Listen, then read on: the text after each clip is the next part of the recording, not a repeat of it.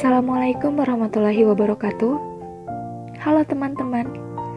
Perkenalkan, saya Intan Pratiwi, mahasiswa Program Studi Pendidikan Bahasa dan Sastra Indonesia kelas 3A. Di sini saya akan menjelaskan tentang membaca dan psikolinguistik, yang merupakan salah satu tugas UAS mata kuliah psikolinguistik yang diampu oleh dosen Ibu Nina Hasanah MPD.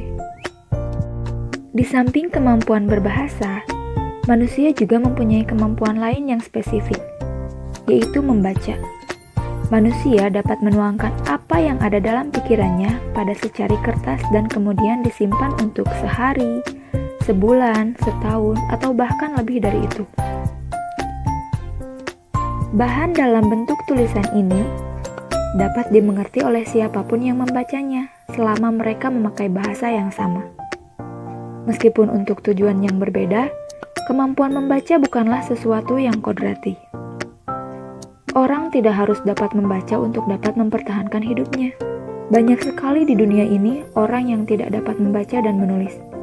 Ada 20,3% dari seluruh penduduk dunia ini yang pada tahun 2000 masih buta huruf.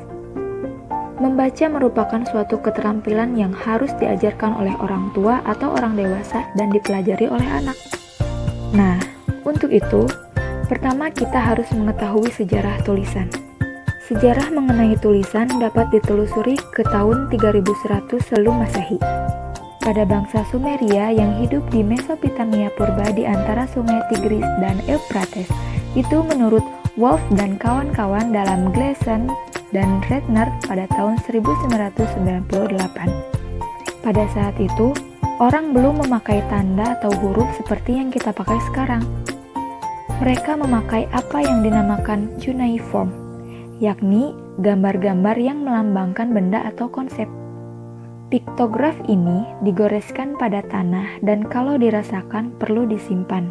Tanah liat ini lalu dibakar sehingga goresan-goresan tadi menjadi permanen. Perhatikan gambar berikut ini. Orang Sumeria memakai dokumen seperti ini untuk mencatat jumlah ternak yang dikirim ke suatu daerah. Pemilik dan penerima ternak seperti ikan, pohon, dan sebagainya. Cuneiform dalam bentuk gambar sedikit demi sedikit berubah. Tangan misalnya berubah dari bentuk semula menjadi apa yang terlihat pada gambar di bawahnya. Nah, dari gambar itu tampak bahwa perkembangannya makin lama makin abstrak, menjauh dari perwujudan benda yang diwakilinya. Sementara itu, orang Mesir sekitar tahun 3000 sebelum Masehi juga mengembangkan sistem tulisan dengan gambar yang dikenal sebagai hieroglif. Pada tahun 2000 sebelum Masehi, bangsa Cina mengembangkan ideogram, yakni gambar-gambar yang menyimbolkan objek. Ideogram ini kemudian berkembang menjadi logogram, yakni wujud simbol yang masing-masing mewakili kata. Perkembangan terakhir adalah munculnya alfabet. Menurut Walech, pada tahun 1989, sumber-sumber kuno dari Romawi dan Yunani tidak ada yang sepakat mengenai asal-usul alfabet Latin. Sebagian mengatakan bahwa alfabet ini masuk ke Italia Tengah dari Akadia, tetapi sebagian yang lain mengatakan alfabet itu dari daerah Etruska. Perkembangan tulisan dari berbagai macam bentuk menunjukkan adanya satu arah yang sama, yakni makin lama bentuk-bentuk ini makin berubah. Dari sesuatu yang berwujud konkret, misalnya gambar kepala untuk menyatakan orang, bentuk lain yang abstrak yang berupa garis-garis lurus dan bengkok. Hal ini makin tampak pada perkembangan alfabet Latin. Alfabet dalam bentuk yang sederhana mulai tampak pada tahun 500 sampai 750 sebelum Masehi dan dipakai oleh keluarga kaya untuk menandai makam atau kiriman hadiah. Menjelang akhir abad ke-6, alfabet makin banyak bermunculan di kota-kota besar Italia.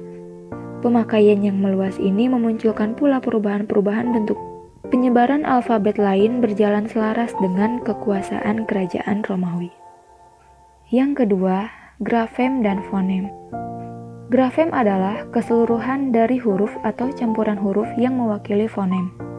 Jadi, F yang mewakili fan, PH yang mewakili poto, dan GH yang mewakili choug. Itu merupakan satu grafem dengan 3 varian atau allograf. Suatu sistem tulisan yang ideal adalah bahwa hubungan antara grafem dan fonem itu 1:1. Artinya, tiap satu fonem diwakili oleh satu grafem dengan satu varian sebelum diberlakukannya ejaan yang disempurnakan. Bahasa Indonesia memiliki beberapa fonem yang masing-masing diwakili oleh lebih dari satu grafem. Dulu, kita menuliskan kata baca dan baju dengan memakai TJ dan DJ, sehingga menjadi batja dan badju. Padahal, T, D, dan J merupakan 3 grafem yang berdiri sendiri. Kini, fonem C dan J masing-masing telah dinyatakan dengan satu grafem, yakni C dan J. Dalam kaitannya dengan membaca, korelasi antara grafem dan fonem ini memang peran yang penting, karena makin besar korelasi itu, makin mudah bagi semua orang untuk mengucapkan apa yang dibaca. Yang selanjutnya, elemen pada huruf. Kalau alfabet Latin kita perhatikan dengan teliti, maka akan kita dapati bahwa tiap huruf sebenarnya terdiri dari elemen-elemen yang sederhana yang diramu dengan berbagai cara. Huruf P, Q, B, dan D misalnya hanya terdiri dari satu garis lurus dengan tengah lingkaran. Perbedaan antara P dan Q hanya terletak pada setengah lingkaran itu. Pada P, lingkaran ada di kanan garis, pada Q di kiri garis. Begitu pula antara B dan D. Pada B, lingkarannya di kanan, pada D, lingkarannya di kiri. Perbedaan antara P dan B hanyalah letak garis lurusnya. Huruf-huruf lain juga mempunyai apa yang oleh Lado dinamakan regularity of beat atau keteraturan bentuk. Dan yang selanjutnya, tahapan dalam membaca. Dari apa yang telah kita pelajari pada bab-bab sebelum bab ini, kita ketahui bahwa komprehensi selalu mendahului produksi. Anak mulai berbahasa dengan mendengarkan terlebih dahulu, barulah kemudian ia berbicara. 4 tahap dalam berbahasa yang sampai kini masih dianggap benar adalah tahap mendengarkan, berbicara, membaca, dan menulis. 2 tahap yang pertama berkaitan dengan bahasa lisan dan 2 tahap terakhir dengan bahasa tulisan. Tahap-tahap yang dimunculkan pada saat psikolinguistik belum lahir ini ternyata mempunyai landasan psikolinguistik yang kuat. Dan yang selanjutnya, metode pengajaran membaca. Ada 2 pandangan yang saling bertentangan mengenai proses membaca. Yang pertama, membaca mulai dari bawah atau bottom up ke atas. Model bawah ke atas berasumsi bahwa rekognisi kata itu tergantung terutama pada informasi yang pada stimulus, yakni kata-kata yang terlihat dalam cetakan, bukan pada konteks linguistik. Karena itu, boleh dikatakan semua model teoritis mengenai bacaan yang menganut pandangan ini memiliki 3 tahap, yaitu tahap sensori, tahap rekognisi, dan tahap interpretif. Dan yang kedua, membaca mulai dari atas ke bawah atau top down. Model atas ke bawah berasumsi bahwa konteks dapat secara langsung mempengaruhi persepsi kita tentang kata yang kita lihat.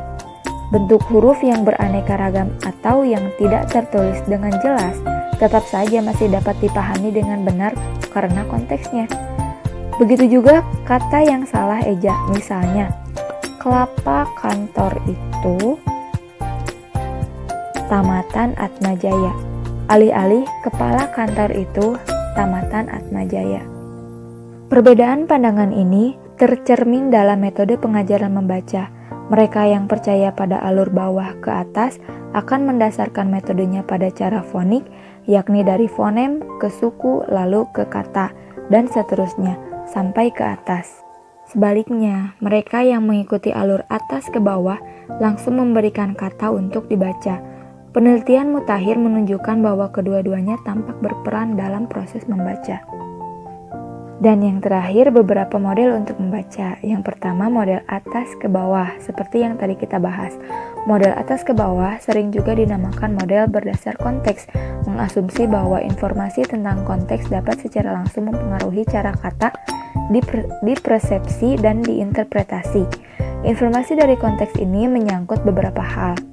Dan yang kedua, model bawah ke atas.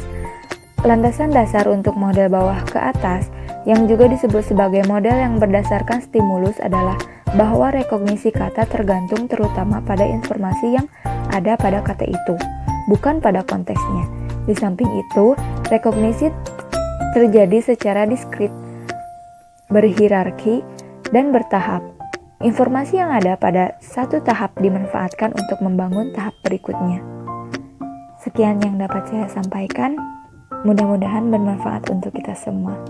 Sampai jumpa di lain waktu. Assalamualaikum warahmatullahi wabarakatuh.